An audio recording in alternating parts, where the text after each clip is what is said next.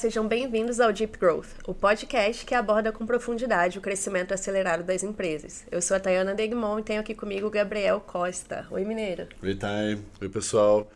Bom, agora a gente vai ter um papo super legal com uma pessoa que eu convivi muitos anos. Inclusive, esse papo vai ser até um pouco mais filosófico, eu já sei várias das perguntas comuns que ele costuma responder, vou tentar pegar algumas outras aqui.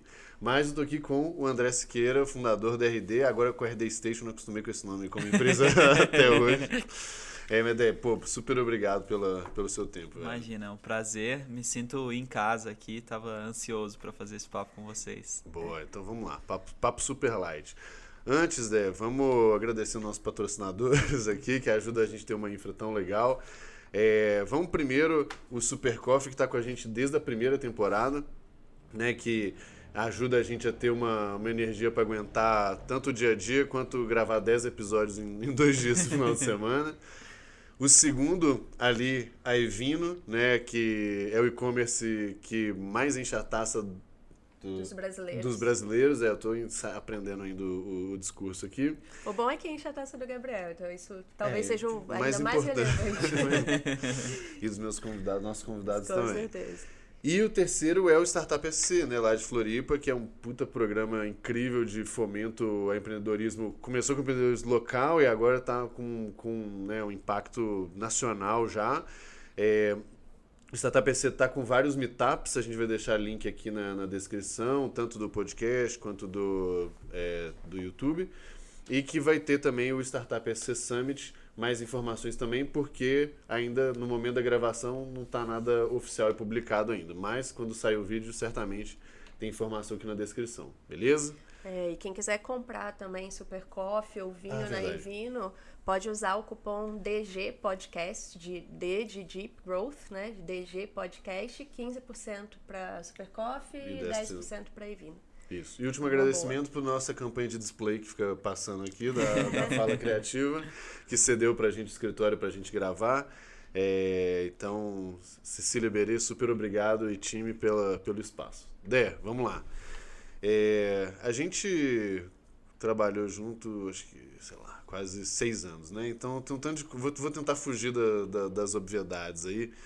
E uma coisa que eu acho que eu nunca perguntei, na verdade, e que não sei se as pessoas sabem, o Dé entrou muito, muito cedo, né? Fundou a RD muito cedo. Quantos anos tinha? 21? Tinha 20 para 21, foi bem na virada ali.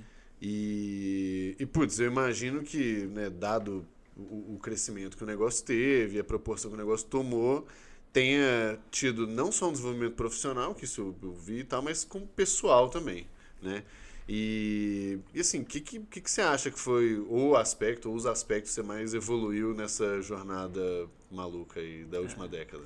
E isso, para mim, sem dúvida, foi um dos fatores mais pesados e, de fato, pouca gente fala disso, mas eu acho que até mais do que o lado técnico, esse foi, para mim, provavelmente a parte mais difícil, assim. Quando eu comecei, eu tinha 20 para 21, os meus sócios... Ainda, né? Eu estava no meio da faculdade, os meus sócios, a maioria tinha 25, o Eric tinha 30. E, cara, são pessoas incríveis e fora da curva, assim, são pessoas muito boas. E eu me sentia tendo que entregar e acompanhar no nível deles com muito menos experiência, com muito menos vivências. Então foi um período de muita autocobrança, muito trabalho pesado. E aí quando falo de aprendizados, eu vou falar de aprendizados que foram importantes para mim até antes e alguns depois. Antes, uma coisa que eu vejo muito comum na trajetória de pessoas que eu gosto e admiro é o esporte. E aí, pra gente que tem filho, é uma preocupação. Eu adoraria que meu filho se envolvesse muito com algum esporte, porque traz um senso de crescimento, traz aprendizados que eu acho que são muito aplicáveis para as coisas que vão vir depois. Eu, quando tinha 12, 13 anos, eu resolvi ser tenista numa cidade que não tinha uma quadra, uma cidade pequena do interior.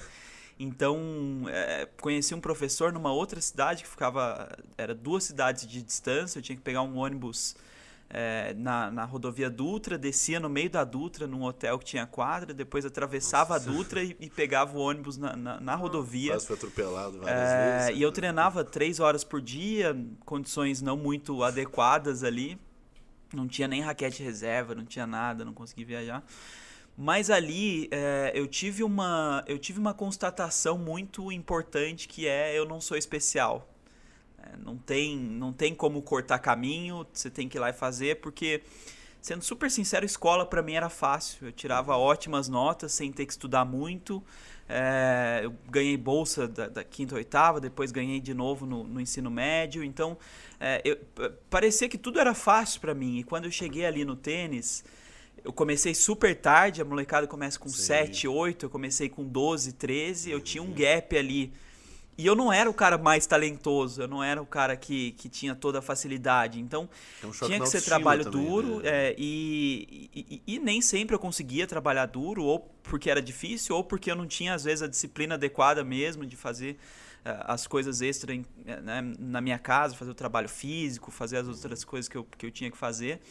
E era nítido, assim, a relação causa e efeito. Eu estava treinando mais, eu estava me esforçando mais, naturalmente eu performava melhor. Quando eu tinha uma queda de motivação, quando eu não estava mais tão engajado na causa, eu percebia que caía e os resultados vinham nos torneios, né?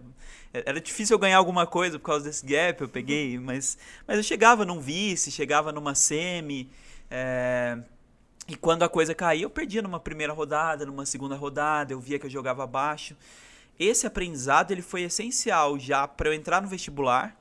Então, assim, eu já entendi isso. E quando chegou no terceiro, eu falei, olha, o desafio aqui para eu entrar no vestibular de uma federal, de uma boa faculdade, ele é muito mais difícil do que eu tirar nota boa na escola. Então, eu preciso estudar e me dedicar mais. Então, terceiro ano eu levei... Acho que foi o primeiro ano de escola que eu levei realmente a sério e fiz direito. E passei super bem na UFSC, passei na GV, passei em algumas outras coisas direto. E logo quando a gente começou a RD, tinha muito desse senso também. Acho que a disciplina é você fazer o que tem que ser feito, né? Acho que a gente muda de vida quando a gente deixa de fazer o que tem vontade e faz o que tem que ser feito. Acho que tudo é difícil, sempre vai ter uma relação causa e efeito, mas quando você entende e faz o que tem que fazer... E isso foi muito importante para mim nesse começo da RD, assim. Foi uma carga... Eu não falo disso com orgulho ou achando que todo mundo tem que ser assim. Eu acho que tem muito do contexto, do momento. Mas era muito pesado, era muito trabalho. Era, na maioria das vezes, madruga dentro. Eu tinha problemas horríveis de insônia. Eu avacalhei absurdamente a faculdade. As minhas notas eram assim, o mínimo suficiente para passar. O máximo de faltas era 25% de faltas. Eu era cravado em todas as matérias, 25% de faltas, mas para me dedicar a isso. E aí um segundo aprendizado, eu acho que veio com o tempo e demorou mais. Mas é outro processo que eu recomendo para todo mundo, assim, eu gostaria de ter tido contato com isso antes, foi fazer psicanálise e entender algumas coisas mais profundas de mim. Uma das coisas que aparece, por exemplo, pouca gente sabe disso, mas meu pai era uma figura pública, meu pai era um político, foi prefeito, né? da minha cidade.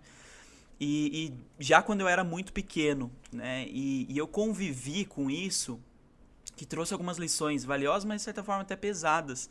Porque eu escutava o tempo... Pode falar palavrão aqui? Lógico. Escutava o tempo inteiro, a vida nossa, político é tudo filho da puta, político só rouba, político não trabalha, político não faz nada e tá ganhando dinheiro. Em casa eu via meu pai acordando cedo e chegando tarde, o telefone em casa tocando 6, 7 da manhã e tocando meia-noite. A gente não tinha uma vida de luxo, não tinha uma vida financeiramente super confortável, mas até eu ter 20 e tantos anos de idade, a gente nunca teve plano de saúde. Eu me lembro de uma viagem que a gente foi uma vez para o Nordeste, mas fora isso, só coisas pequenas, bem locais. Nunca tinham ido nunca tinha ido para fora do país. Então, assim, eu escutava aquilo tudo fora e eu via dentro e eu falava assim, como as pessoas são injustas, como as pessoas julgam errado, como elas não entendem isso e o quanto isso machuca a gente, o quanto isso doía em vários momentos. E eu criei isso pra mim, então eu sempre fui uma pessoa muito cuidadosa, eu tinha medo de estar errado, eu tinha medo de julgar, de ser injusto numa situação. E isso tornava muitas vezes a minha decisão mais demorada, mais... poxa, deixa eu ver se eu tô fazendo a coisa certa, será que eu levei em conta todos os pontos de vista? E aí eu falava assim, eu acho que a gente tem que fazer isso.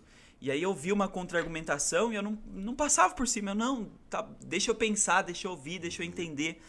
E por ser mais novo também, eu acho que ainda tinha isso, exato, aí não tinha experiência, eu acho que isso tudo foi se somando e eu acho que esse processo da psicanálise ele deixou mais claro, eu acho que hoje eu tenho um entendimento diferente, eu acho que esse foi um amadurecimento de entender que cometer erros é natural, ser injusto é natural, o senso de justiça ele é relativo, nunca vou conseguir entregar algo que seja realmente 100% justo e nem sei o quanto isso é o papel. E eu acho que isso, mais pro final da trajetória da RD, foi ficando claro e eu acho que ajudou para os próximos passos. Então hoje, quando eu converso, quando eu entendo, eu sei os riscos que eu posso correr, eu já estou muito mais maduro nesse sentido. Lidar com isso foi muito pesado no crescimento da RD, porque era o tempo inteiro mais trabalho, era ouvir mais dados, ouvir mais lados, era abrir mão de coisas que eu acreditava pelo receio de estar passando por cima de uma crença certa de alguém. É um processo de autoconhecimento bem relevante. Eu acho que buscar o autoconhecimento é fundamental. Animal. E eu vou... Puta, já fugi do script depois da primeira pergunta. Cara, eu acho que teve uma outra coisa, do ponto de vista de evolução, que eu pelo menos passei, tanto por um contexto pessoal, acho que parecido, e por ter pego a RD nas vacas magras, né? Porque depois as coisas de fato vão melhorando, é mais famoso, é mais gente, vem grana, e facilita, dificulta um tanto de coisa, mas também facilita alguns pontos, né? E hoje eu falo que assim, putz, hoje eu fico tranquilo vamos botar assim, com o meu relativo sucesso. Eu acho que eu já alcancei coisas que eu nunca acreditei que fosse alcançar. E eu tenho 2 aspectos aqui que eu já anotei que vou falar, que eu acho que você também. Mas durante um tempo é muito ingrato, né? Muito. E eu falo que assim, eu tenho uma live que eu fiz uma vez com o pessoal do GLA, que eu falei, eu acho que foi a primeira vez pública, eu falei assim, cara, eu vivi muitos anos com muita inveja. Muita inveja das pessoas que formaram comigo, estavam ganhando mais e tudo. E tipo, você tendo que perseguir um sonho que, beleza, hoje, 10 anos depois, do caralho, pra quem não sabe, a RD foi vendida pra TOTUS, né, por 2 bi, animal. O André vai sempre bancar nosso churrasco agora. Mas também não posso... O mineiro ganhou também. Eu também não posso... Eu não reclamo não. Mas assim, essa era uma pergunta assim, sobre os primeiros anos, e aí não só do ponto de vista de desenvolvimento, mas como que era um pouco também sobre essa resiliência mesmo, sabe? Ainda mais considerando as vacas magras. Porque hoje é show de bola olhar e, nossa, é bonito, mas e esse no início aí? Especialmente porque podia não dar certo. Né? E aí você passou aquilo pra, entre aspas, em teoria, à toa, pra né? nada, à toa. Mas, assim, eu não tenho problema nenhum em assumir que 1 milhão de vezes eu pensei em desistir. Assim, 1 milhão de vezes eu chegava em casa com vontade de largar tudo e falar, olha, não é pra mim, não é isso. E eu acho que é meio natural nessa montanha-russa de sentimentos que é... Eu me assustava porque eu nunca tive essa sensação com o Eric, né? O Eric... E eu não sei o quanto disso era uma imagem que ele tentava passar pra nos vender, o quanto era dele, mas pra mim sempre foi muito natural ter essa oscilação. E aí eu acho que entram 2 pontos, né? Um é desse da disciplina, é de entender que, beleza, isso é parte do caminho, faz o que tem que ser feito, vai doer um pouquinho, mas só vai chegar lá, só tem chance de chegar lá se continuar atravessando. Eu não escutei até hoje uma história de empreendedorismo que foi tudo lindo, maravilhoso o tempo inteiro. Se eu ouvir, eu desconfiaria seriamente. E o segundo ponto, eu acho que é entender, é meio clichê falar disso, mas é entender o porquê você está fazendo isso e o que você ganha fazendo isso. E ali eu sabia que eu tinha um ganho pessoal muito grande também. Isso tudo que eu falei de processo de aprendizado, de ter uma chance de fazer algo de impacto, de me desenvolver, de lidar com coisas que eu não sabia lidar e ser forçado a aprender. Eu sabia que eu ia sair dessa situação diferente, mais preparado e mais capacitado. E que se eventualmente eu descobrisse que o meu caminho era outro, que eu fosse trabalhar para uma empresa, que eu fosse fazer qualquer outra coisa, eu estaria também mais preparado e mais valorizado para isso. No fim das contas, você faz por você. Você faz por você. Eu acho que não é só... A missão e a empresa é muito bacana, mas Para funcionar, ela tem que estar alinhada com você, com o que você quer fazer. Eu me lembro um pouquinho antes da gente começar a RD, eu fui passar um tempo, tinha ido para fora, eu fui estudar inglês para negócios por 3 meses. E um dia eu fiz uma maluquice lá, eu sabia que o Seth Godin ia estar num teatro e eu fui no teatro para poder encontrar ele lá de algum jeito e conversar com ele. E aí ele foi super simpático, me recebeu, falou algumas coisas e eu nessa época eu tinha 19 para 20, foi um pouquinho antes de eu voltar pro Brasil e a gente começar. Eu falei assim, Seth, eu tenho muita vontade de empreender. Eu acho que isso está na minha veia desde pequeno. Tem uma Sua coisa família familiar. também, né? Minha mãe sempre foi empreendedora. Só que eu não sei qual que é o melhor momento. Quanto que eu tenho que me preparar para isso? Quanto que eu tenho que vivenciar em outras empresas? É melhor eu passar por uma grande? É melhor eu entrar numa outra pequena? É melhor eu já começar direto? Eu falei, cara, o que você tem de risco hoje? Você tem uma família para bancar? Você tem... Não, eu tenho, tá ok, meus pais me ajudam a bancar a casa, eu preciso de uma graninha pequena para bancar a cerveja ali da época de faculdade. E você tem filho espalhado no mundo, não tá sabendo por isso? Se eu tinha, eu não sabia, nunca me avisaram. Então, meu risco era baixo. Ele falou assim, cara, vai e faz. O que de pior pode acontecer? Eu falei, o que pior pode acontecer é eu ficar frustrado, porque eu investi um tempo... Quebrei a cara e me senti incapaz. Ele falou, cara, no pior desses casos, se você quiser voltar para o mercado, eu tenho certeza que você vai voltar com uma experiência muito melhor, muito mais valiosa, e que vai te colocar muito na frente do que se você tivesse entrado direto. E eu acho que essa era um pouco da mentalidade que envolvia. Assim, eu estou crescendo, eu estou aprendendo, eu estou fazendo coisas legais. Outra coisa que eu aprendi também com o tempo foi entender que quando as coisas estavam ficando ruins, eu tinha que criar a disciplina de gerar pequenas vitórias. Eu tinha que fazer algumas coisas que eu sabia que eu fazia bem feito e que eu ia receber elogios e que eu ia ver impacto para poder funcionar bem. Então, besteira, mas mesmo depois que eu... começo era muito mão na massa, bate escanteio, cabeceio, fazer muita coisa. Depois a gente vai subindo e trabalhando mais a gestão, mais a estratégia. Mas mesmo nesse período, às vezes quando as coisas estavam ruins, eu gostava de parar e escrever um post muito bacana, por exemplo, que eu sabia que esse post era uma coisa que eu faço bem e que quando ia pro ar as pessoas iam falar bem, ou mesmo só de fazer, quando eu termino eu me sinto orgulhoso. Né? Falo assim, poxa, escrevi, fiz algo legal. Então, colocar na minha rotina coisas extras, então o próprio tênis é uma coisa que eu fiquei muito tempo depois sem jogar e voltei, num dia ruim eu vou jogar e jogo bem, eu já mudo o meu humor, já mudo a minha mentalidade, então...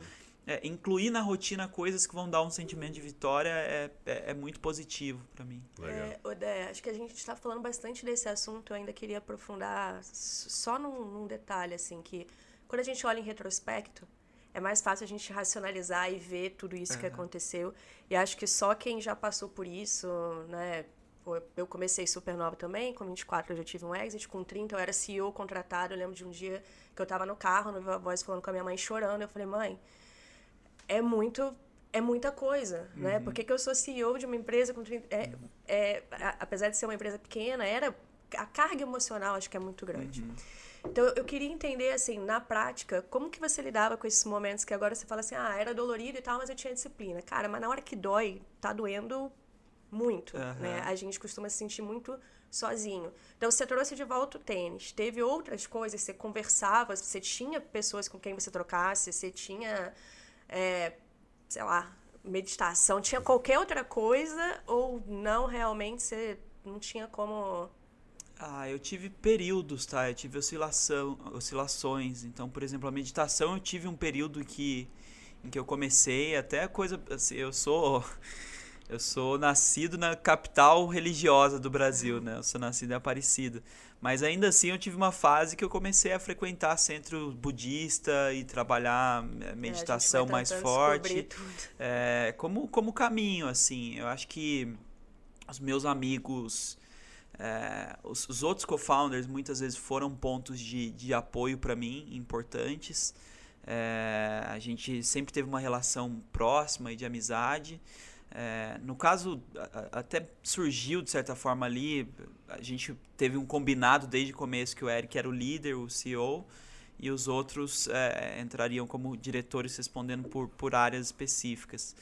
E os outros, eu acho que a gente se via mais nessa situação, acho que talvez o Eric pudesse ter se sentido mais sozinho assim. Mais ainda. A gente, de vez em quando, se apoiava um no outro e usava isso. Mas muita coisa acaba processando sozinho, coisas mais internas. Eu cheguei a fazer um pouco de terapia por um período, eu cheguei a fazer meditação. Eu sempre encarei no tênis, nos esportes. Tênis eu gostava muito de futebol também, então os esportes sempre foram para mim uma válvula de escape. E eu tive um período, o Mineiro talvez lembre, que aí acho que pega mais um escape mais até irresponsável muitas vezes de álcool, de balada, de... Não lembro, desculpa. Será que você tava na mesma? Não tava, mentira. Tá. E eu acho que, não que falo disso com orgulho, mas era escape, trazer, assim. Eu acho importante a gente falar dessas coisas, porque normalmente é só o lado bonito que sai, né? E a coisa às vezes tem... E assim, eu falando, parece que eu fui alcoólatra, que eu bebia todo dia. Não, mas que era intenso pra mim, assim... Chegou na sexta, chegou no sábado, cara, eu preciso ir pra balada, tomar um porre e curtir, tirar a cabeça das coisas, sabe? Então, os momentos de lazer, os momentos dessas coisas, eles acabavam tendo que ser muito intensos para compensar o resto, né? Mas nunca foi, de fato, algo estruturado. Eu nunca tive, assim, o meu processinho. Acho que as coisas iam surgindo naturalmente. Vez ou outra tinha uma outra namorada que também ajudava nisso, servia como ponto de escape, mas nunca teve uma coisa muito estruturada. Eu acho que hoje talvez eu tenha mais noção disso. Entendi. Hoje eu já sei, assim, eu preciso montar uma rotina para isso. Tenho meu filho que todo dia o meu ponto de atenção, é uma troca forte, né? Ele cansa, mas ao mesmo tempo entrega muito. Então, hoje eu tenho mais noção de estrutura. Na época, muito orgânico, eu ia encontrando a cada momento alguma coisa que ajudasse. Só uma coisa, o meu irmão que era o companheiro de balada. Só que o irmão dele era pontual. O irmão dele não morava lá, né? Então, quando ia, eu tinha que levar ele pra noite. Mas... E aí, assim, dando um zoom out, né, de você pra organização, nesse sucesso da noite pro dia de 10 anos, o que você acha que foram momentos marcantes, assim, não sei se de dificuldade, mas de superação pro negócio, assim? Você consegue ver caixinhas olhando pra trás agora, cara, nesse momento aqui teve algo determinante que podia ter dado muito errado e deu muito certo? Alguma coisa que você possa contar nesse sentido? Eu recebo bastante perguntas nesse tom de momento da virada, o ponto de chave. Eu vejo algumas coisas relevantes, tá? Por exemplo, eu acho que o RD Summit, ele em geral, um momento de êxtase mais sobre isso. E que aparece, né? Eu acho que não tem como falar dele, mas mesmo o Summit, eu não sei o quanto ele, assim, foi a coisa determinante. Eu acho que são somas de várias coisas pequenas, né? Eu brinco que eu tenho filho pequeno e todo dia ele hoje eu acho ele que tá grande perto do que ele nasceu, mas você não vê quando ele cresceu. Ele cresce um pouquinho todo dia. Sim. Agora, talvez o mineiro que faz um ano que não vê, quando olha, toma um susto. Sim. Então, é um pouco desse sentimento. A gente tá crescendo um pouquinho todo dia e tem várias coisinhas se somando. Para quem vê de fora, talvez fale, nossa, olha como cresceu, aconteceu alguma coisa ali. Mas foram camadas que foram se juntando, né? Eu não... Tem um ponto aí, Dé, que eu acho que é interessante que você falou, que assim, e ainda mais, assim, a RD sempre teve uma missão muito clara de desenvolvimento das pessoas que passavam por ali, né? Tipo, se investia muito tempo, dinheiro, energia naquele negócio. Então a gente trazia gente, né, ambiciosa e tudo mais. E às vezes a gente de fato tinha essa sensação do tipo assim, puta, não tô evoluindo mais, não tô progredindo, não tô não sei o quê. Exatamente porque tá com o zoom in, né? Exato. Você só tá olhando... E aí muitas vezes, falando aí também como liderado e depois como líder, o que eu falava é assim, cara, como que a gente tava 6 meses atrás? E era sempre aquelas bizarrices, né? Um negócio muito, muito distante. Então, Eu concordo um pouco com isso. Eu acho que tem, né? Pelo menos sempre me faz essa pergunta também relacionada a R&D. E aí eu falo que tem alguns dos marcos, assim. Eu acho que tem o marco zero como criação de conteúdo, que começa todo um negócio de educação do mercado e tal. Eu acho que tem a história do RD Summit, como... Eu quero até falar mais disso, assim, que... Eu acho que pro mercado já é legal, mas para quem pegou esse negócio é muito incrível, assim. E aí eu não sei, depois... A gente tem várias coisinhas, assim. Exato. Tem o programa de parceiros. Isso, 40% da receita hoje vem de um programa de relacionamento com agências. Então, é super significativo para a história. Se a gente pensar, todas as rodadas de investimento, elas são um boost, um acelerador de crescimento. Só que, assim, todo o programa de parceiros, hoje ele é grande, mas ele começou pequeno e foi se desenvolvendo. Eu não consigo imaginar que talvez, assim, tem um evento, tem uma coisa que sem ele a empresa não teria prosperado. Eu acho que são várias coisinhas que compuseram um todo que é mais forte. Mas tem várias milestones. Mas vocês não chegaram a ter nenhum momento, tipo, a gente acha que vai quebrar, que o negócio... Não. Foi uma trajetória não acho mais... que teve assim... Eu acho que vamos botar, os riscos eram muito mais do... Como que nós vamos chegar naquele prometido ali do que eventualmente Na nossa cabeça... Não sei se é até certo, mas pelo menos na minha cabeça, os desafios eram muito mais do tempo... Em quanto tempo a gente vai chegar numa milestone, num porte X, do que se vai. Óbvio que você tem um imponderável no meio do caminho, pode ser que surgisse uma empresa que oferecesse um produto igual e de graça e que acabasse com a gente, mas é difícil, né? Sim. É difícil, é um modelo que está se consolidando, tem outros players, todo mundo está sujeito a... Né, todo táxi está sujeito a vir um Uber e acabar com o seu negócio, mas a gente... tentava entender e se precaver e não via um risco, não conseguia enxergar um risco tão grande de curto prazo. Mas essa questão do tempo era o maior desafio, em quanto tempo a gente ia chegar lá. Talvez o risco era muito mais um risco também falando de tempo, de velocidade, que é de conseguir ter a infra necessária para suportar aquele negócio. Né? De pessoas, de tecnologia. Então a RD, por exemplo, ficou, eu não sei, sinceramente, tem 2 anos já que eu tô distante, então não faço nem ideia. Mas assim, a gente travou uma batalha contra o churn ali de, sei lá, quantos anos. Então o risco era muito mais assim da gente não conseguir fazer o nosso trabalho bem feito do que eventualmente um externo, né? A preocupação era mais isso. E tem muita coisa que você paga também por ser pioneiro, né? Então, por exemplo, pegar essa linha de SaaS no Brasil. Quantos SaaS tinham no Brasil nesse período? E aí você precisa estruturar uma área de Customer Success. Não existe nenhuma no Brasil, logo não existe nenhum profissional para isso. Então, são coisas que a gente entendia que tinha que fazer, mas que não eram fáceis. Isso é um risco. Eu acho que uma época também era uma coisa que vocês estavam olhando. Várias. Assim, aparecem em vários momentos coisas que não existiam. Mesmo assim, o tipo de evento corporativo que a gente fez, o Summit, também não era uma coisa comum. Você tinha eventos focados em vender, você tinha outras linhas de eventos, mas nessa linha de super experiência, você entra no Summit, é um show, é uma balada, é uma imersão. Mesmo, né? E André, assim, o Gabriel falou aqui dos marcos, né? Ele falou do conteúdo lá no começo. Eu acho que você tocou essa estratégia lá dentro.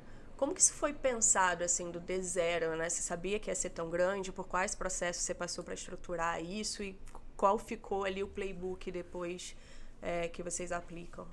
A gente apostava muito nisso. Acho que já vinha desde a empreitada anterior. Eu trabalhei também com conteúdo na Praesto, que era a empresa que, de certa forma, deu origem à RD. Foi onde todos os 5 founders trabalharam juntos antes.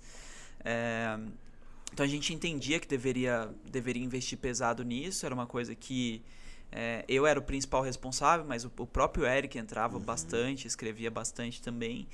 E eu acho que o grande diferencial para a gente em termos de conteúdo era, primeiro, garantir que fosse de fato de extrema qualidade, que a gente investisse tempo e com viés educativo. Não era um conteúdo para vender, era um viés 100% educativo, compartilhando práticas, compartilhando experiências. E o segundo ponto, que eu acho que era muito, para mim é muito importante, era o princípio da como é que chama? 37 Signals mudou para Basecamp, né? Eles tinham o princípio do Eat Your Own Dog Food, né? E eu acho que a gente tinha um diferencial grande que era o seguinte: eu era um head de marketing de uma pequena, média empresa falando para head de marketing de pequenas e médias empresas. O Eric era o CEO de uma pequena e média empresa, um empreendedor, falando para outros empreendedores. E isso fazia com que a gente tivesse um sentimento, um conhecimento, um domínio muito claro de quais são os desafios da persona, quais são as dores, quais são os problemas que ela vivencia, quais são os pontos que ela precisa resolver, quais são os caminhos para fazer isso. Então, era muito diferente, muito até diferente. O jeito de escrever. O jeito de escrever, a linguagem, o que você coloca como problema. Então, quando eu falo assim, gente, você deve estar vivenciando um problema assim na sua aquisição de clientes. Porque você estava passando porque eu estou passando por isso. Assim, e aí, a solução natural que a gente pensa é em resolver de tal forma. Deixa eu te contar, eu fiz isso e não funcionou por causa de A, B ou C.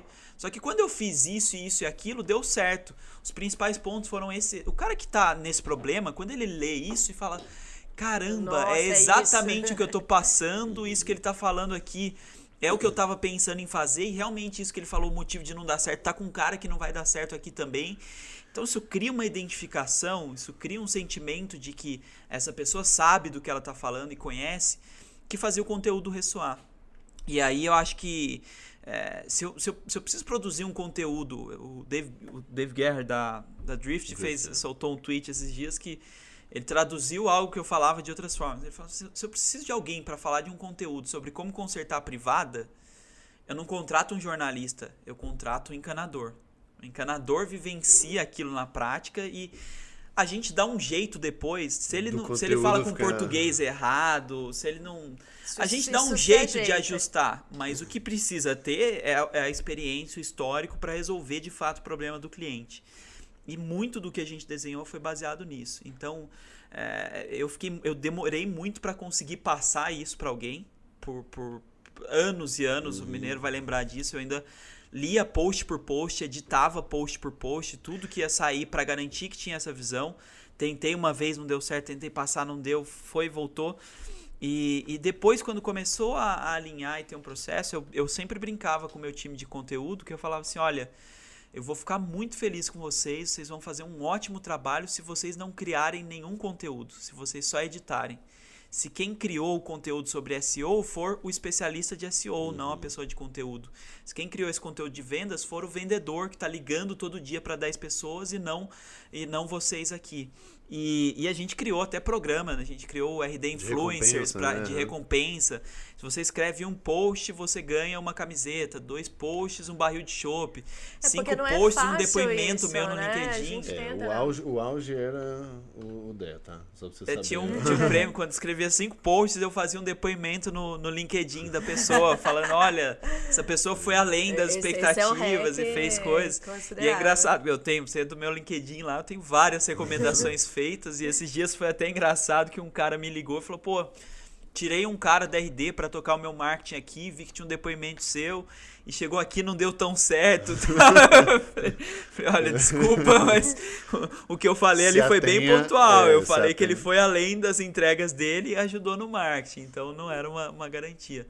Mas enfim, eu acho que esse foi um grande segredo do nosso conteúdo. Ele é um conteúdo que fala muito diretamente da dor do cliente e com um ponto de vista educacional. Não é um conteúdo para vender, é um conteúdo para ensinar de verdade. Eu entendo que eu vendo a partir do momento que você confia em mim, que você gosta de mim. Para mim, um ponto terceiro ali que eu comentei antes é o negócio do formato também, né? Porque quando você é a persona, ou entende muito bem a persona e tudo mais, você entende o tipo de formato de conteúdo que vai ser útil para ela de verdade. Então, por exemplo, uma coisa que me irrita muito, certamente irrita muito também, é aquele texto água de salsicha, né? Que não fala e não fala nada. Pô, quando você tá naquela posição, é muito assim, cara, esse é o tipo do texto que eu gostaria de ler, que me agrega e tal, né? E é muito a nossa filosofia também. A gente tem as conversas do jeito que a gente entende que a gente gostaria de assistir, os textos do jeito que a gente gostaria de ter. E que vai ter gente que, inclusive, não vai gostar e paciência. Isso aqui é um exemplo disso, né? Vocês são profissionais de growth, entrevistando profissionais de growth para um público que está nisso. Quer dizer, a gente fala das nossas dores, dos nossos desafios. Exato. E até indo fora do... A gente falou de um monte de coisa pessoal aqui que não tenho dúvida que também são coisas que as pessoas passam no dia a dia delas, né? Exato. E a gente falou um pouco sobre o negócio do conteúdo e quando eu conto para as pessoas um pouco dessa jornada lá dentro, um tanto de gente, eu acho que até se assusta, assim, porque é um nível de nóia grande, assim, um nível de cuidado e tal, porque a gente entendeu muito cedo que era a grande máquina ali do negócio, né? Mas eu acho que o que eu queria passar para as pessoas, daí você, acho que melhor que ninguém consegue falar, isso é um pouco como é que foi a timeline do negócio. Porque hoje, quando eu conto que RD, sei lá quantas pessoas têm conteúdo e design, não sei o quê, é muito distante da realidade de muitas empresas. Mas não começou nem perto disso. Que esse e-book horroroso que a gente fazia. Pena que aqui não tem a projeção. Depois vocês colocam na edição no YouTube a capa do e-book lá, porque é feio. Exato. E eu queria que você contasse um pouco dessa timeline, assim, sabe? Tipo, cara, no início era eu e o Eric, a gente fazia assim, depois o negócio foi pra cá, e um pouco dessa noção dos recursos necessários. As pessoas entenderem que nem começou incrível, mas que também o negócio tem que evoluir, não dá pra continuar, né? Se a gente quer crescer, tem que investir nessa estrutura também, né? Mas sabe que ainda hoje eu acho, óbvio, o time, a estrutura de marketing da RD é grande, mas a estrutura de conteúdo ela é enxuta. Tem, eu acho que 3 pessoas trabalhando em conteúdo. Não é um negócio super. Eu quero dizer mais da produção de conteúdo de um modo geral, que depende, que tem os editores, que tem design. A gente, nesse começo, era muito eu e o Eric. Talvez eu escrevesse 2, 3 por mês, artigos por mês. O Eric escreve 1, 2 e um e-book, um material rico por mês. Porque a gente fazia um e-book, às vezes um webinar. Checklist eu até acho que foi um pouquinho mais pra frente, quando a gente tinha que fazer muito e precisava encontrar os atalhos para fazer rápido. Depois a gente trouxe a gente começou ali em virada de 2010 para 2011. Eu acho que a primeira contratação que a gente fez de alguém de marketing, que foi a Michelle Araújo, eu acho que foi dezembro de 2012. Que eu foi na virada. No então, mês de 2013 era eu e ela. Foi muito tempo só com isso, né? E mesmo quando ela entrou, ainda assim ela escrevia pouco no blog, ainda continuou muito parecida essa estrutura. A gente foi olhando para outras coisas, então tinha social, ela fazia também, a origem dela na verdade era assessoria de imprensa, então ela fazia um pouco desse trabalho. Com o tempo a gente foi percebendo que se a gente aumentasse o volume de produção, a gente aumentava os resultados, óbvio, mantendo um padrão de qualidade. Então a gente começou a ter que fazer mais. E aí, ali em 2013, você entrou em 13, né, menina? Mês de 2013. Foi um pouco depois que entrou a Nay? A Nay, E a Nayara... E o Max, que foi o primeiro designer. Que foi o primeiro designer, então, assim, até esse período era a gente fazendo gambiarra. Era template ali de e-book, era coisa meia boca em termos de design, o texto em si, o conteúdo em geral bem escrito. E aí, nessa virada, quando a gente entendeu que precisava começar a escalar, foi também um pouco depois de a gente receber Foi imediatamente, né? Quando a gente recebeu a primeira, né? A DGF, você acho que foi logo depois da DGF, né? A gente tinha recebido um anjo antes que a gente... Me lembro que a gente recebeu o anjo e fez 6 contratações, que foi quando a Michelle entrou a Nara, entrou... Quaresma... Tem alguns que estão lá até hoje, inclusive. Mas... Aí depois, ainda assim era um investimento pequeno, então não foi nada muito agressivo. Quando entrou na DGF em 2013, aí veio o Mineiro, a Nay logo depois, o designer, e aí essa coisa começou a ganhar um pouquinho mais de escopo.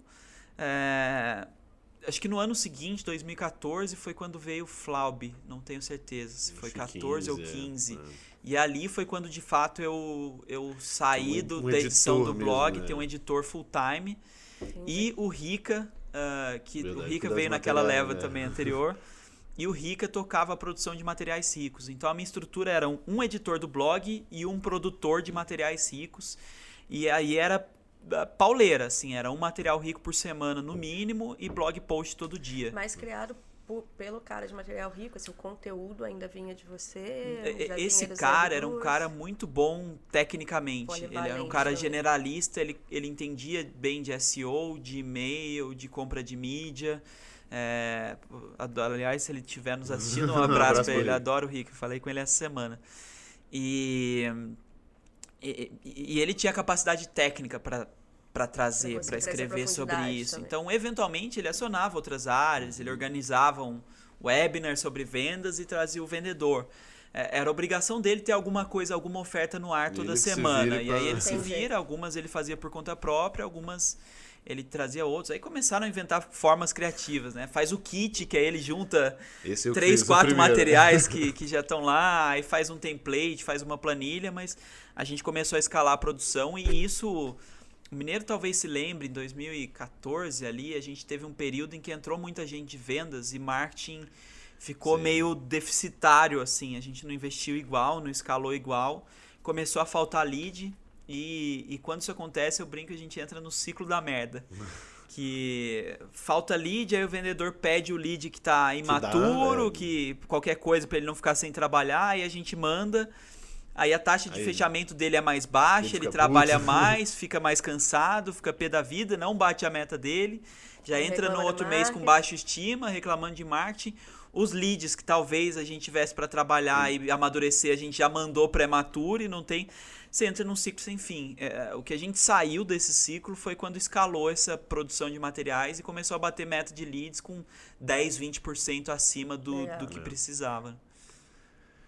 É bem engraçado ir relembrando essa história aí, porque é isso mesmo, né? E esse ciclo, cara, toda vez que estou conversando com empresa, começa a falar de geração de lead, vendas, eu falo, nossa, essa história, essa eu conheço.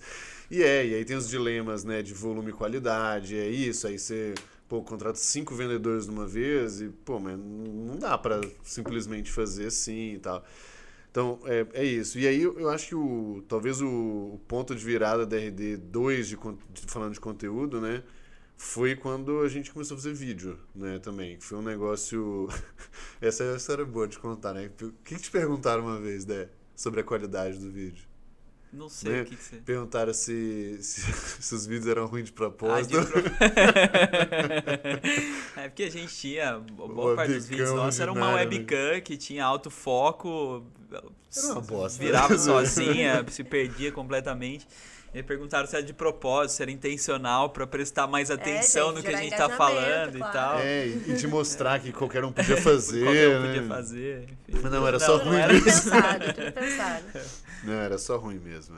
Mas sim, a gente teve um período ali, começou, acho que especialmente depois que a gente mudou de sede, teve a nossa sede própria, ela já foi desenhada com estúdio, e aí a gente começou a comprar equipamentos. Hoje tem um time de vídeo lá que trabalha bastante coisa em termos de vídeo também. Acho que foi outra ajuda, mas ela é até menos performance, né? Não é uma coisa tão fácil de medir, tão fácil de associar lead gen. Porque na verdade eu acho que são várias coisas. Começa social media e aí tem uma puxada disso. Aí simplesmente a qualidade das coisas melhora e... Concorrência naturalmente aumentando. Você tem que encontrar coisas diferentes, precisa jogar pra cima. E até interno, né? Tipo, várias questões de funcionários, nossos vídeos lá de fim de ano, não sei o quê. Acho que tem vários impactos super intangíveis ali, mas que foram muito, muito importantes mesmo. Muito bom. E, gente, vocês estavam falando de RD Summit. Contem um pouquinho aí, vocês dois que pegaram mais do início, porque virou um negócio gigantesco mesmo, né? E que hoje, até dependendo do tipo de negócio que eu converso, eu falo como uma opção criar um evento desse, uma coisa dessa magnitude. Não, dá muito trabalho. Faz isso não. Dá muito trabalho, mas também acho que foi uma das coisas que negócio... ajudou a posicionar eu olhando de fora, assim, num outro patamar, né? Então eu queria que vocês contassem por dentro como é que foi a Eu coisa falei toda. do tênis, né? Que eu gostava do tênis e eu acho que o RD Summit, ele pra mim, ele é a experiência mais próxima do ser um tenista bem-sucedido, porque... É o nosso grande... É o momento da verdade. Você tá treinando e fazendo ali. E quando chega ali, você escuta o feedback, você vê as pessoas aplaudindo, você vê gente emocionada, chorando, você vê gente te agradecendo pelo que você fez. Então, muitas vezes a gente trabalha coisas pequenas e tá ali no zoom in que o Mineiro falou, do dia a dia, não consegue enxergar, não consegue entender impacto. E ali era o momento do clímax. Era aquele momento de adrenalina lá em cima. Beleza, mas como foi por trás? Porque não deve ter começado grande, né? Eu acho que isso é para mim um dos segredos dele ser o que é hoje. Eu acho que a gente sempre ouviu muito o nosso público e foi acumulando aprendizados de uma edição para outra. Eu acho que se eu começo numa empreitada hoje, sou contratado para fazer o RD Summit do lugar, o primeiro alinhamento que eu faria é: nós não vamos conseguir fazer o RD Summit do lugar. A gente vai fazer uma primeira versão e a gente vai aprender, escutar feedback, depois a gente vai ajustar. Então, desde assim, o tempo das palestras, o intervalo entre as palestras, as atrações que a gente tem, o esquema de alimentação, tudo a gente foi colhendo e aprendendo. A primeira edição tinha um restaurante que servia o prato, o buffet, depois a gente abriu pra galera sair, depois a gente colocou o food truck, aí o food truck a gente viu que dava certo, mas o volume foi baixo. Só para uma coisa bizarra em paralelo, o RD Summit, ele é hoje o maior festival de food trucks de Santa Catarina em paralelo. Não existe nada parecido com ele e só para atender ali a uma demanda que surgiu. Então, ele é um acúmulo de vários aprendizados somados que vira até uma barreira competitiva, porque é difícil alguém aprender tanto. Então, exemplo simples, né? Poxa, as pessoas ficam com fome e a gente precisa de tempo para elas comerem. Isso aqui, a gente vamos experimentar botar um caminhão de frutas aqui, uma mesa de frutas, e quem quiser passar quem quiser passar de uma palestra para outra, pega alguma coisa, enrola e tal. E a galera é apaixonada. E a galera apaixonou nisso, virou uma marca do evento, né? Eu lembro que quando eu sugeri isso pro time, foi muito de fruta é uma coisa super barata e que atende ao objetivo de a gente dá pra galera e é uma marca. Aí fizeram. Aí a primeira botou uma mesa. A galera adorou, falou. Quando chegou no segundo, você entra lá, já tem a feira do RD Summit com barraquinha, com cenografia, aí a galera tira foto. Então, várias dessas coisas a gente foi aprendendo, assim, salas, né? A gente vai fazer as salas. A gente montou o primeiro com salas paralelas. Aí acontecia que uma sala estava super lotada, gente na fila frustrada, a outra super vazia e ninguém queria assistir. No ano seguinte, a gente falou, vamos botar no aplicativo, as pessoas indicam qual palestra elas querem ver. Não é nem voto, eu vou assistir essa. E aí eu já consigo calcular a demanda, e aí a pessoa que tem mais demanda vai para a sala maior, que tem menos vai para a sala... Não importa se é o super... Enfim, o cara, se ele teve pouco voto, ele vai para a sala pequena e me desculpe. E resolveu esse problema. Então, a logística do Summit ficou muito melhor. Aí, um ano, a gente montou aqui, uma fila encavalou com a outra. No outro ano já faz virada pro outro lado. Então, foram muitos aprendizados que a gente somou. Teve, claro, muita coisa que... Todo ano tem coisa que não dá certo. E é natural quando você escala, né? É natural quando você aprende. Então, essas coisas todas de pessoal que ficou insatisfeito com a alimentação, pessoal que não conseguiu entrar na sala, fila que estava mal organizada, credenciamento que demora. São coisas que, assim, acontecem uma vez, a gente entende, monta um plano, no ano seguinte está resolvido. E aí, desde que o RD Summit tinha 3.000 pessoas, eu escuto assim... Não dá para crescer mais. Não dá para crescer mais. Foi muito legal, foi muito bom, mas tá muito cheio, tem fila, tem isso, tem aquilo. Eu não sei o que vocês vão arrumar no ano que vem. E sempre, aí no ano que vem faz para 5. Aí, foi lindo, foi maravilhoso, vocês fizeram um milagre, deram um jeito, mas não dá para crescer mais. No ano seguinte para 8, no outro ano, na última foi 12, a gente queria ter feito em 2020 para 15, infelizmente veio a pandemia. Mas é muito dessa linha de aprender com a edição anterior, se estruturar, e isso é muito é muito poderoso, assim. Uma coisa marcante aí, falando por mim, eu tenho certeza que de um modo geral para a RD também, assim, o primeiro, ele devia ter umas 200 pessoas. Foi, sei lá, 200, 300, mas eram, né, uma sala grande lá, né, 2 blocos lá daquele negócio. E aí, 2014 foi 1.300, alguma coisa 1.300. Assim, né? 2014, eu acho que foi quando a RD... Foi 2 dias. Isso, 2 dias mostrou que o jogo era sério, assim. Esse era o feedback que eu mais ouvi. Eu falei assim, caramba, vocês estão jogando um jogo diferente. E o fato de não ser uma empresa de São Paulo, ser uma empresa de Floripa, eu acho que ainda assim, né, dificultava mais ainda as pessoas conhecerem o negócio. Então, 2014 ficou muito mais profissa, ficou muito mais robusto. Então, para mim, esse é o negócio marcante dele. Não é que foi o melhor evento, mas ele é muito, muito marcante nesse sentido. O primeiro foi uma prova de teste. A gente fez em 30 dias o evento, né? A gente ficava num prédio na RD que tinha um auditório em cima do prédio, um prédio comercial, e ia ser lá. E tinham 130 pessoas nesse auditório. A gente falou, a gente faz o evento, não precisa pagar pelo auditório, a gente põe um coffee break aqui, vai ser barato, e a gente testa se as pessoas gostam, querem participar de um evento nosso ou não. A gente foi olhar na plataforma e já estava com 120, 130 ingressos vendidos. A gente, nem podia ter vendido tanto assim, tinha que dar um espaço. E ainda faltavam uns 15 dias pro evento. A gente falou, talvez venda um pouquinho mais. Será que a gente muda de lugar? A gente foi lá no centro de eventos e falou, quanto fica aqui uma sala? Olhou o preço, vai doer um pouquinho, será que vai? Não vai? Então vai. E mudou o lugar, faltando 15 dias pro evento. Então foi uma estrutura muito simples. As pessoas vieram e gostaram, tinham feedbacks, assim, de manhã foi muito iniciante, de tarde foi muito avançado, a gente percebeu, foi aí que a gente entendeu que tinha que ter salas e trilhas diferentes, então era sempre isso, a gente vai, faz uma experiência, aprende e evolui, mas a diferença de 13 para 14 foi um grande salto. Mas é que eu acho que em todas eu vejo alguma coisa nessa linha. Eu vejo algum salto, alguma outra coisa que... É isso. Pra mim, o 13 para 14, ele é essa diferença do teste para um evento mais consolidado. Assim. E aí depois, eu falo que... A gente fala, né, internamente que o Summit é a nossa Disney, né? Porque cara, uma explosão. É muito doido, não dá pra explicar. Eu e o Dé, a gente morava perto, a gente ia junto, aí o Dé chegava lá, me dava carona, era 5 da manhã, som estourando, os dois com o Red Bull estourando no Red Bull, pilhado, coração acelerado. É muito difícil de explicar. Cara, só... e 2 curiosidades de Summit, né?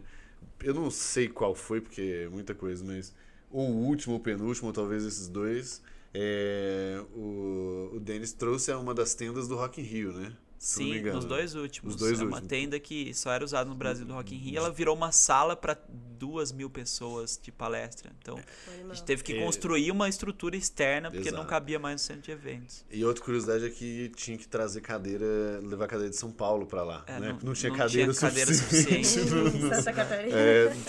Em uma empresa e tal. Tem várias coisas malucas que acontecem nessa linha. Mas acho que, falando extra, assim, acho que 2 pontos que são legais de falar do Summit. Uma preocupação extrema em conteúdo e conteúdo educativo. Perfeito, eu ia falar. Então, seguindo a mesma lógica. Seguindo a mesma lógica do que a gente faz no blog, assim, é um evento que, se você usa uma ferramenta concorrente, você ia gostar de ir. Não é para falar da RD, não tem da RD e nem de ninguém, nem dos patrocinadores. Então, são brigas homéricas que eu tinha com o time comercial, por exemplo, que eles vendiam um stand... E a empresa fala assim, mas a gente só quer se tiver uma palestra, ou a gente queria muito uma palestra. Você quer uma palestra? Candidata, manda lá para um processo de curadoria que é completamente independente do comercial. Pode ser que seja aprovado ou não, se for algo de valor para o público. Então, a gente via muito nos eventos corporativos até então uma pegada bem comercial. Sim. Já participei de vários que eram... Não é uma palestra, é um pitch, né? A pessoa está ali vendendo o produto. Então... Essa preocupação ela foi muito grande. Todos os anos a gente faz uma pesquisa, avalia palestrante por palestrante. Quem tirou nota baixa não entra de novo. Sim. Isso é uma discussão que já me rendeu boas dores de cabeça com vários amigos nossos de mercado. Tem muita gente que é muito boa, mas que eventualmente quando sobe no palco não foi bacana, não consegue passar. E E a gente é muito crítico com isso, só volta quem tirou nota muito boa, não tem viés comercial. Acho que esse foi um ponto muito fundamental. E o segundo foi entender que o evento o conteúdo tem que ser incrível e é muito bom, e a gente olha para isso, mas o evento é muito mais do que conteúdo. É uma experiência, tem muita coisa de entretenimento, tem muita coisa de encantamento, as pessoas vivem ali experiências inesquecíveis. Desde espaços instagramáveis, desde um happy hour em que elas conhecem gente bacana, desde bons shows. No último a gente teve Skank. Então, assim, as pessoas saem dali com um sentimento inesquecível. Eu passo o ano inteiro. Né? Se eu abrir agora, é muito provável que tenha alguém me marcando no Instagram ou algum post de alguém fazendo um TBT de assim, o evento que mudou minha vida, o evento que mudou a forma como eu olho pra minha carreira, o evento que eu morro de saudade, que eu tenho carinho. Histórias até malucas de o evento que eu conheci a minha esposa e esses foi ano passado ou retrasado, anunciaram lá que descobriram o primeiro filho do RD Summit. Um casal que se conheceu, casou e teve um filho. Então tem histórias muito marcantes. Isso é muito, muito legal. Duas curiosidades, né, nesse sentido. Gente, assim, esse podcast é diferente porque, como eu sei várias coisas também, acho que eu não quero deixar de trazer, né? Mas a primeira esse rigor com o conteúdo era tão grande que os próprios R-Doers, para palestrar no evento, eles tinham que ser selecionados também, né? Eles tinham que... Processo seletivo interno. A pessoa mandava uma sugestão de ideias, a gente via se o tema tinha aderência, dava uma filtrada, quem era aprovado nas ideias montava uma apresentação, apresentava pra gente, a gente dava feedback, filtrava e aí entrava. O que, assim, de um lado é chato e rigoroso, do outro, todo mundo tem oportunidade de participar no Summit. Sim, inclusive tem um formulário, as pessoas... não só de dentro da RD, como externas também mandam nossa sugestão, mandam vídeos e a gente analisa. Então, tem muita gente legal que palestrou lá, que eu conheci depois que eu não conhecia e que foi quase que um Big Brother ali. O pessoal manda o vídeo pra gente avaliar e a gente descobriu muita coisa bacana nisso. Mas é um esforço grande pra avaliar e garantir que o que tá lá é bom, né? E assim, o negócio RD no mês do Summit vira outra coisa, assim, né? É uma maluquice o negócio. A segunda curiosidade é que essa história da experiência, ela não é só para quem está participando, é para os funcionários também, porque várias coisas o time de eventos não conta para ninguém, né? Então, tipo, a Gretchen aparecer lá no meio pra ninguém saber desse negócio. Inclusive, pra mim, tinha coisas que eles faziam surpresa pra mim, mesmo quando eu tava como CMO, assim, a gente acertava o budget, acertava as coisas. Eu sempre me envolvi muito nessa questão da agenda, do conteúdo, mas, por exemplo, no último ano que teve, 2019, eles não me contaram que era o Skank. Tem um show verdade, incrível e não contaram. Ninguém da RD sabia, só o time de eventos. Exato. Até isso gera esse negócio nos funcionários também. Vamos... Eu tenho uma pergunta ainda que eu queria fazer. Depois eu puxo aqui. Eu sei que você escreveu um livro sobre growth, né? Que ainda vai levar um tempinho. Com a sua ilustre participação. Pois que deve sair talvez julho, agosto, a gente ainda não sabe exatamente. Mas eu queria te perguntar, como você me entrevistou, eu imagino que você deve ter entrevistado várias pessoas. Então, assim, além da sua experiência ali, deve ter uma série de experiências super ricas.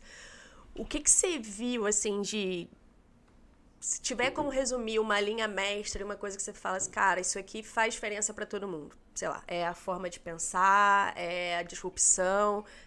Você consegue identificar alguma coisa que seja um ponto em comum, pelo menos entre várias das empresas que estão ali, vários dos cases, ou é realmente muito específico de cada caso? Eu acho que o ponto em comum, eu acho que ele é a linha mestra do livro, é a minha crença do livro, na verdade, que é entender que esse processo de aquisição de clientes, ele não existe, não vai existir um playbook pronto e que serve para todo mundo. Ele está muito relacionado à sua capacidade de entender o seu cliente e de usar canais em cima disso, né? Então, quando a gente falou quando eu falei contigo, a gente pegou o ângulo de mídia offline para o contexto de uma startup que, assim, certamente não está no contexto de uma startup isso, mas a partir de um entendimento que você teve do seu cliente, de qual mensagem você precisava passar e como você precisava influenciar ele, surgiu essa linha como alternativa, né? E E aí eu sempre tento pegar um pouco desses ângulos que às vezes não são óbvios, né? Então, por exemplo, uma linha que eu coloquei lá, dando a linha mestre do livro, eu falo de canais de aquisição, só que eu mudo um pouquinho do ângulo tradicional. A gente, quando vê os materiais gringos, quando a gente vê as coisas, ou até próprio Traction, aliás, o livro tem uma pegada parecida com o Traction em certos aspectos, de apresentar vários canais. Só que normalmente a gente apresenta canais como se o canal ele resolvesse tudo. Como se assim, eu vou fazer isso. E não, eu encaro que fazer uma venda, fazer uma aquisição é quase que um time de futebol para fazer um gol. Beleza, o objetivo é fazer o gol, mas não é todo mundo que está em campo que está buscando fazer gol. O goleiro tá lá para defender. O zagueiro tá lá para roubar a bola. O meio campo tá lá para armar a jogada. Quem tá ali para fazer o gol é o centroavante. Então eu tenho canal, por exemplo, o RD Summit. O RD Summit não é um canal de aquisição propriamente, porque não é um canal de venda, mas ele é um canal importante de relacionamento. Ele ajuda até para sustentar no momento outros de jornada também. E sustenta outros. Então, ele parte, o livro traz muito esse entendimento de que a gente precisa entender o que chama a atenção de um cliente e traz ele para nós, o que faz com que ele esteja disposto a se relacionar com a gente, o que faz ele comprar. E aí, como eu posso usar diferentes táticas e técnicas para compor um caminho e um mix ideal. O que, para mim, essas empresas fazem muito bem é isso. É entender o cliente mix ideal para cada etapa que elas estão. Para cada etapa né? que elas Porque estão, isso muda exato. muito. Exato. Então, eu acho que essa flexibilidade. Eu ia falar da Amaro, por exemplo. A Amaro foi uma super marca que cresceu totalmente digital, né? E com entrega até impressionante. Assim, entrega em 1 hora, 2 horas em São Paulo. E eles criaram, depois de um tempo, os guide shops. Não era inicial isso. Mas por quê? Porque veio de um entendimento de que tem clientes que iniciam a compra passeando no shopping, tem gente que se sente desconfortável de comprar online e passa. Então a gente vê contextos de que não é porque é mais moderno ou menos moderno, o que seu cliente precisa, Exato, por onde ele passa, como ele compra. Entender isso e dar a ferramenta e chegar nele da forma certa é o que os cases ali têm em comum. Muito show, tô ansiosa. Quando sair, você avisa pra gente com certeza eu vou mandar uma pra cada aqui. Boa, show de bola. Dê, pra gente... Nós vamos gastar um pouquinho mais de tempo, mas tudo bem, vai. Eu espero que esteja tudo bem. Não, mas é uma pergunta ali, ou uma ou duas perguntas de um tema só. Que a gente bateu esse papo com o Cláudio, né, o CMO da Gympass na temporada anterior, e teve um feedback super legal e entra naquela linha de poucas pessoas falando, né, que é sobre a história da paternidade, assim, a minha preocupação, e você acompanhou exatamente o processo, sempre foi de, cara, eu continuava uma pessoa ambiciosa, continuava querendo trabalhar, mas tem um desafio que eu sei que para você tem um valor pessoal muito forte, como para mim também. Você não está disposto a abrir mão desse negócio, né, em prol de outras coisas. Então, como é que tem sido para... Tem 1 ano?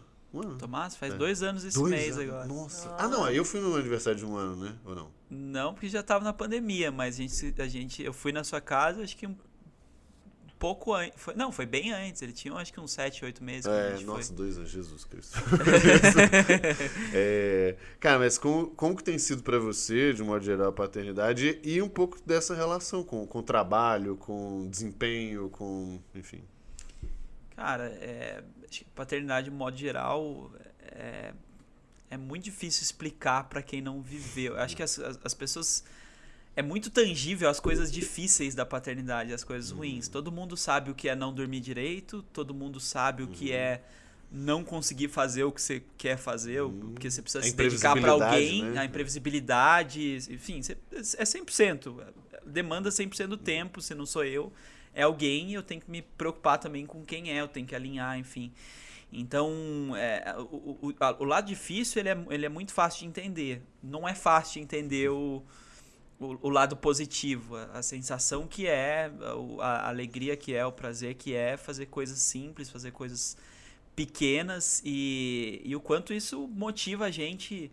Acho que até tem um viés de possível impacto negativo no trabalho, porque você tem menos horas, mas ele é contrabalanceado com um viés muito positivo também, que eu quero ser uma pessoa melhor para o meu filho, eu quero que ele sinta orgulho das coisas que eu faço, do impacto que eu causo na vida das pessoas, E isso é um impulsionador para o trabalho. Isso me dá vontade de ser alguém mais incrível para que ele me admire. E mais do que isso, vira um exercício de foco. Assim, o que acontece na minha vida hoje o trabalho é uma caixa. E é uma caixa com tempo limitado. Eu tenho que escolher o que eu vou fazer dessa caixa. E isso é muito diferente do meu período que você estava contando inicial. lá no início. Eu até, assim, eu não me senti uma pessoa super produtiva lá atrás. Ganhava porque no volume, eu não né? precisava, eu ganhava em volume. Eu começava a trabalhar, eu não gostava de acordar muito cedo, começava 9h30. Mas eu ficava com frequência na RD até 9, 10, vinha pra casa, comia alguma coisa e continuava até 1, 2, 3 e tava tudo bem pra mim. Hoje eu sei que eu não tenho mais essa alternativa, eu até posso, se ele quiser dormir, eu volto, mas eu também já sei que eu não sou o super-herói, que eu não sou de aço, que se eu dormir pouco eu vou estar cansado, eu vou estar desgastado, eu não vou conseguir dar atenção na qualidade que ele merece, eu não vou conseguir tomar as melhores decisões depois. Então, eu entendo que o meu escopo de trabalho é limitado. Isso me força a escolher melhor o que eu devo fazer e o que eu devo passar para outros. Então, no fim das contas, é um exercício de priorização. Vira o jogador de futebol que está em vias de aposentar ali, né? Os caras do futebol brincam que depois descobrem os atalhos e quem corre é a bola, não é mais o jogador que corre. Então, para mim é muito assim, de como eu dou direcionamento, de como eu olho pro time, de como eu sei o que tá acontecendo e dou os inputs, mas eu sei que eu não sou o cara que ganha em volume de horas mais. E isso, assim, qualquer coisa que eu for entrar e qualquer coisa que eu for discutir, já é pré-negociado. Assim. Cara, eu não vou ser o cara das horas, eu não vou ser o cara que vai ficar até tarde, que vai ficar no fim de semana. Minha família é o que eu tenho de mais importante. Quando veio o nascimento do Tomás, quase que ao mesmo tempo a gente descobriu que meu pai estava doente, estava com câncer e tá num tratamento, tá andando, mas eu morei muitos anos muito longe, morei em Floripa, voltava pouco, hoje eu tô pertinho, então assim, eu não abro mão de estar com a minha família hoje, de estar com as pessoas, e isso é combinado e ainda assim eu entendo que eu gero meu impacto, eu entendo meu valor, priorizando a coisa certa. Mas sabe o que é um indicador que eu tenho dessa história do cansaço, assim? Eu acho de todas é a que mais me incomoda e por isso eu tomo mais cuidado. Que aí eu começo a ficar irritado, normal, todo mundo fica, só que eu fico irritado com eles, né? E eles têm a menor culpa da minha desorganização ou das ambições, tudo mais. Então, hoje o meu maior indicador que tá desbalanceado, porque assim, você continua trabalhando muito, a gente trabalha muito, beleza. Mas passou um ponto onde meio que eu tô desnecessariamente irritado, eu falo assim, putz, velho, cruzei uma linha que não tem nada a ver com a história, sabe? Não só com eles, mas especialmente também com a esposa. Né? Acho que é outro contexto que às vezes a gente... É perigoso atropelar isso, né? Exato. Entender que tem uma demanda ali também, que precisa de carinho, precisa de cuidado, não pode se sentir sozinha na missão, então... Concordo 100%, é que ainda dá pra explicar. Não que é bom, mas dá pra explicar. As crianças não dá pra explicar. Tipo, ela tá cagando por que né, aquilo ali não é tão importante assim pra ela. O seu cargo pra ela não faz a menor diferença, né? O trabalho, o impacto sim, mas... O resto não. E é interessante pensar isso, assim, né? A gente acaba sendo muito drivado por uma coisa e não faz a menor diferença. Para as crianças faz a menor diferença. Pô, dá pra ficar mais uma horinha também. Ficaria tranquilo. Não, mas vamos... Bom, hoje é sábado e aí o Dé tem família, né? Então tem que... Vamos respeitar o horário dele aqui. Tá tranquilo. Cara, última pergunta super rápida, que a gente termina todos da mesma forma, são 3 recomendações de um modo geral. E aí pode ser de conteúdo, pode ser artigo, gente pra seguir, livro, tanto faz. Vamos começar do seu livro, já tem nome? Meu livro. Vocês podem falar, né? Pode. Não, pode falar. Ele vai chamar A Máquina de Aquisição de Clientes. Ele tem um subtítulo que é mais longo, que eu não vou lembrar certinho. A gente definiu faz 2 semanas. Mas era algo numa linha de o guia do crescimento explosivo, usando marketing e vendas, alguma coisa nessa pegada. Então vai sair em julho, agosto.